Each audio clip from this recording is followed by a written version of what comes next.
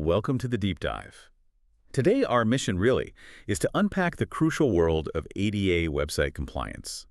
For you, maybe you're an informed user, maybe a business owner, understanding this isn't just, about avoiding a legal headache. It's also about unlocking a pretty massive market opportunity. We're going right into the sources to understand what this mandate is and why it's such a necessary foundation for the modern web. That's absolutely right. I mean, the legal driver is the Americans with Disabilities Act, the ADA, but the technical standard that courts and developers actually look to, that's the Web Content Accessibility Guidelines, or WCAG 2.1. It's really become the benchmark for accessible design online. And when we talk about that benchmark, we often hear level AA. Why that specific level? What does level AA signify in, practice? Level AA. It's significant because it's the widely accepted intermediate standard. Yeah. It means the site is accessible enough for the majority of users with disabilities.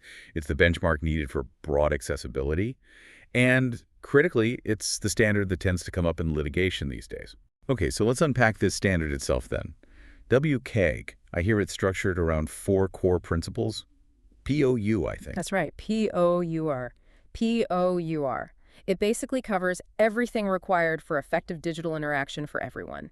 It stands for perceivable, operable, understandable, and robust. Got it. Let's maybe start with perceivable. Can you give us a concrete example? What does that mean for someone creating content? Sure. Perceivable means content has to be, perceivable. It must be presented in ways users can perceive it, whether that's seeing or hearing. The classic example is providing text alternatives for images, alt text, so a screen reader can describe the image. It also covers things like making sure there's enough color contrast for low vision users and providing captions for all video content. Okay, that makes sense. Then we have operable. I imagine this goes straight to navigation and interaction. Precisely. Operable dictates that the interface, all the interactive components, must work for everyone, no matter how they navigate. This means things like full keyboard navigation, being able to tab through everything, is a strict requirement. And it also means avoiding elements that flash rapidly, which could potentially induce seizures. Very important. Right. And the third one, understandable. What's key there? Understandable is all about clarity and predictability. It requires using simple, clear language whenever possible, making navigation consistent across the site, predictable, and having really explicit, unambiguous labels on forms and inputs so users know exactly what's needed. It should be intuitive. Okay. And finally, robust.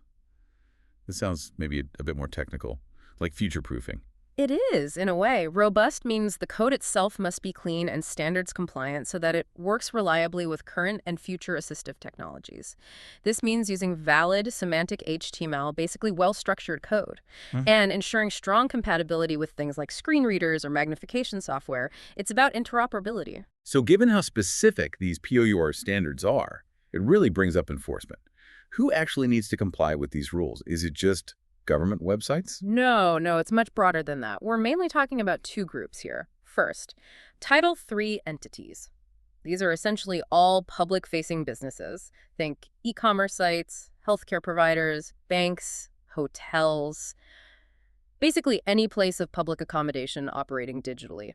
Second, Title II entities, which covers state and local government websites and services. Just to clarify for folks maybe less familiar with the ADA structure, Title III is the really big one, right? Covering most businesses interacting with the public online. Exactly. If your website offers goods, services, or information to the public, you're almost certainly a Title III entity and need to pay attention to this. Okay, so here's where I think it gets really interesting for businesses.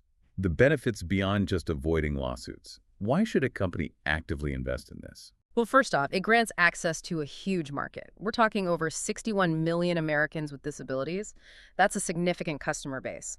But strategically, accessible design often just is better design for everyone. Things required for accessibility, like proper heading structures or descriptive alt text, they actually directly boost your SEO.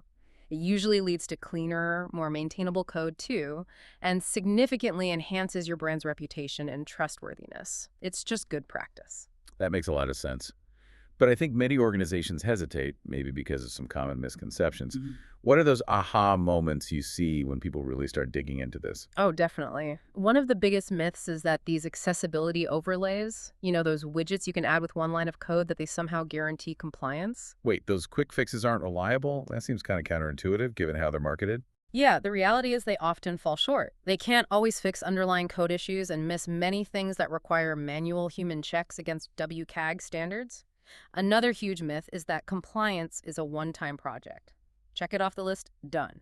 But the web changes constantly, content gets updated.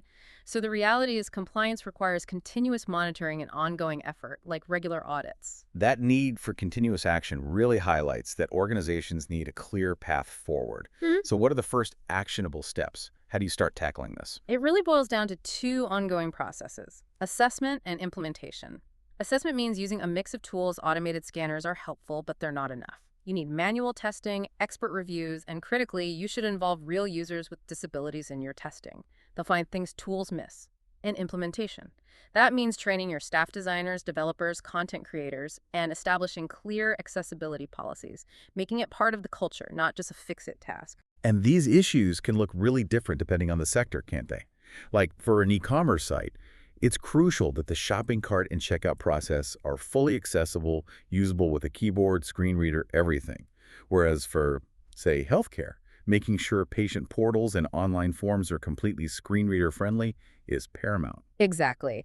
The core principles are the same, but the specific implementation details matter a lot depending on the site's function. Ultimately, accessible design isn't just about ticking boxes for compliance. It's fundamentally ethical, user-centered design.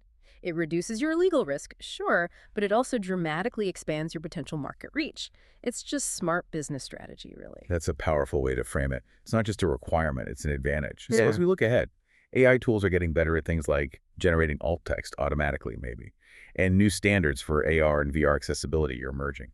It makes you wonder, how will accessibility shift from being seen as this sort of add-on, this fix, to becoming the default, the foundational starting point for all future digital design? Something for you to think about.